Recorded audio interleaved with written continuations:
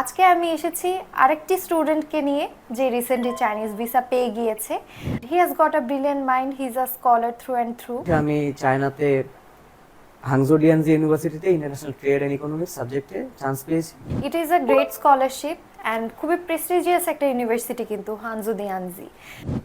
অনেক এজেন্সি বলছে যে প্রি পেমেন্ট করা লাগবে আমার আচ্ছা, অ্যাডমিশনের আচ্ছা। জন্য। তো সেক্ষেত্রে আসলে বাংলাদেশে আসলে কাউকে ভরসা করা ঠেকানো। হ্যালো ভিউয়ার্স, আমি স্কাইস্টার গ্লোবাল থেকে জুনিয়র কাউন্সিলর অরণ্য অপসরা। আমি আবার এসেছি আরেকটি সাকসেস স্টোরি নিয়ে। আমাদের ভিসা সাকসেস স্টোরিজ কিন্তু রিসেন্টলি আপনি অনেক দেখবেন, যেহেতু এখন সেপ্টেম্বর ইনটেক চলছে অ্যান্ড মোটামুটি সব স্টুডেন্টই আস্তে ধীরে করে দেশ ছাড়ছে। তো আজকে আমি এসেছি আরেকটি স্টুডেন্টকে নিয়ে যে রিসেন্টলি চাইনিজ ভিসা পেয়ে গিয়েছে। Meet our student Tushar, and he has got a brilliant mind, he is a scholar through and through. And তার মুখ থেকেই আমরা শুনবো যে তার কোথায়, কিভাবে, কোন টাইপের স্কলারশিপটা হয়েছে। তো চলে যাই তার একটি সংক্ষিপ্ত পরিচয়। আমি মোহাম্মদ শামসুল ইসলাম তুষার। আমি 2018 সালে এসএসসি পাস করি এবং 2020 সালে এইচএসসি পাস করি কবি নজরুল সরকারি কলেজ থেকে। এবং বর্তমানে আমি কবি নজরুল সরকারি কলেজেরই অনার্স থার্ড ইয়ারে রানিং আছি এবং সাবজেক্ট হচ্ছে ইসলামের ইতিহাস। তো বর্তমানে হচ্ছে আমি চায়নাতে হাংজো ডিয়ানজি ইউনিভার্সিটিতে ইন্টারন্যাশনাল ট্রেড এন্ড ইকোনমিক্স সাবজেক্টে চান্স পেয়েছি এবং full free scholarship with accommodation free. Very nice. It is a great scholarship and খুবই প্রেস্টিজিয়াস একটা ইউনিভার্সিটি কিন্তু হানজো দিয়ানজি। তো সেই দিক থেকে চায়না কেন, মানে ওয়াই চায়না? আসলে বাংলাদেশে আমি বর্তমানে তো থার্ড ইয়ারে পড়ছি এবং আমার ব্যাচেলার্স কমপ্লিট হতে হতে 27 আর 28, ওকে। যেহেতু আমি ন্যাশনাল আন্ডারে। তো আমি দেখলাম যে হয়তো বাইরে চলে গেলে আমি ভালোভাবে পড়তে পারবো, এর মধ্যে আমার বাইরে ব্যাচেলার্সটা কমপ্লিট হয়ে যাবে। এবং চায়না আসলে চুজ করার কারণ হচ্ছে অন্যান্য কান্ট্রিগুলো চুজ করছি। তো থার্ড ইয়ারে যেহেতু, তো তারা বলছে যে হয়তো বাংলাদেশ থেকে ব্যাচেলার্স কমপ্লিট করে তারপর যেতে হবে। এবং চায়নাতে দেখলাম যে না, তারা আমাকে এই অবস্থায় হচ্ছে অ্যাডমিশন দিবে। আচ্ছা আচ্ছা। দ্যাটস আমি চায়না চুজ করছি। না, it's a very good option. মানে চায়নাতে ওরা অ্যাকচুয়ালি স্টাডি রিলেটেড অনেক ফোকাস, তো সেই দিক থেকে ওদের স্টাডি রিলেটেড অনেক ফ্লেক্সিবিলিটি আছে। এটা ওর অ্যাডমিশনেই বোঝা যাচ্ছে। আচ্ছা, বেসিকলি তাহলে মানে স্কাইস্টার গ্লোবালের সাথে পরিচয়টা কিভাবে হলো? এই চায়না নিয়ে আসলে ব্রাউজিং করতে করতে ফেসবুকে অনেকগুলো এজেন্সি আসছে, তার মধ্যে দুই তিনটার সাথে আমি কন্ট্যাক্ট করি। তো অনেক এজেন্সি বলছে যে প্রি পেমেন্ট করা লাগবে আমার অ্যাডমিশনের জন্য। তো সেক্ষেত্রে আসলে বাংলাদেশে আসলে কাউকে ভরসা করাটা এখন অনেক টাফ। তো স্কাইস্টারে মেসেজ দিলাম, তারা বললো যে ফুল কাজ হলে টাকা পেমেন্ট, না হলে পেমেন্ট নেই। সেখান থেকে আর কি কাজ করা। আচ্ছা আচ্ছা। সো আমাদের সবচেয়ে বেশি আকর্ষণীয় জিনিস ছিল নো ভিসা নো পেমেন্ট, যে ব্যাপারটা।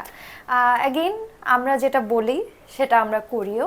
তো পেমেন্ট প্রসিডিউরটা কিরকম ছিল? এটা তো মোটামুটি চাইনিজ যে ভিসার যে ডিউরেশন, এটা তো মোটামুটি 2-3 মান্থসের একটা ডিউরেশন। আমারটা অনেক কমই, আমি অনেক লাস্টে এসে। হ্যাঁ, একেবারে লাস্টে এসে একেবারে আপনারটা হুটহাট কেমনে কেমনে জানি হয়ে গেল, রাইট? কিন্তু নর্মালি আমাদের মোটামুটি 2 মান্থসের একটা দীর্ঘ একটা প্রসেস নর্মালি থাকে। সো আপনার এই ডিউরেশনটা কিরকম ছিল, মানে পেমেন্টের বিষয়ের দিক থেকে কিরকম ছিল? না, যেহেতু এখানে বলা হয়েছে যে আমার নো ভিসা নো পেমেন্ট, তো পেমেন্ট নিয়ে আমার কোনো ঝামেলা নাই।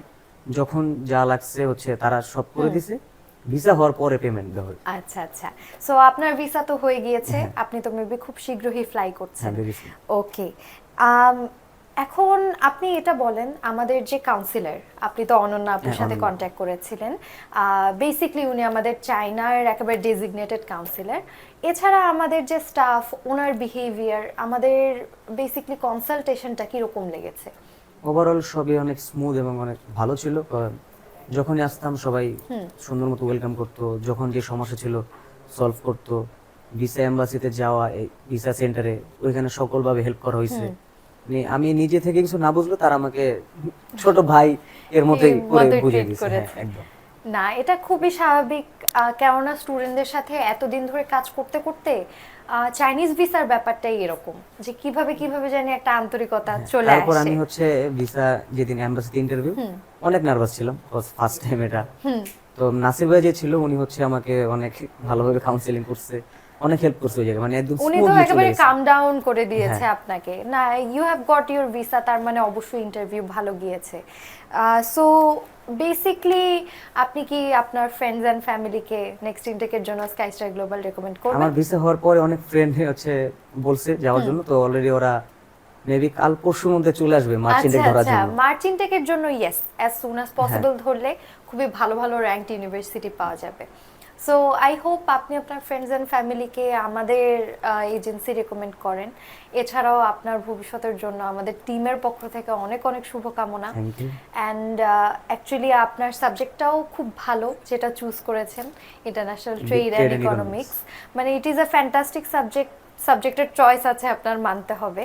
সো সেই দিক থেকে হোপফুলি আপনি মাস্টার্সের জন্য আপনি আরও ফার্স্ট ওয়ার্ল্ড কান্ট্রি যেগুলো আছে, ইউএসএ, ইউরোপের যে বিভিন্ন কান্ট্রি আছে, আপনি I hope we all hope আপনি যেতে পারেন।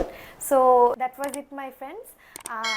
শুনলাম আরেকটি সাকসেস স্টোরি। যারা যারা মার্চ ইনটেক ধরতে চাচ্ছেন, অ্যাজ সুন অ্যাজ পসিবল যোগাযোগ করুন স্কাইস্টার গ্লোবালের অফিসে অথবা স্ক্রিনে দেওয়া নাম্বারে। কেননা March intact and September intact, এই দুইটা ইনটেকই হচ্ছে চায়নাতে মেইন, যে সময় স্টুডেন্টরা ফ্লাই করতে পারে বাংলাদেশ থেকে।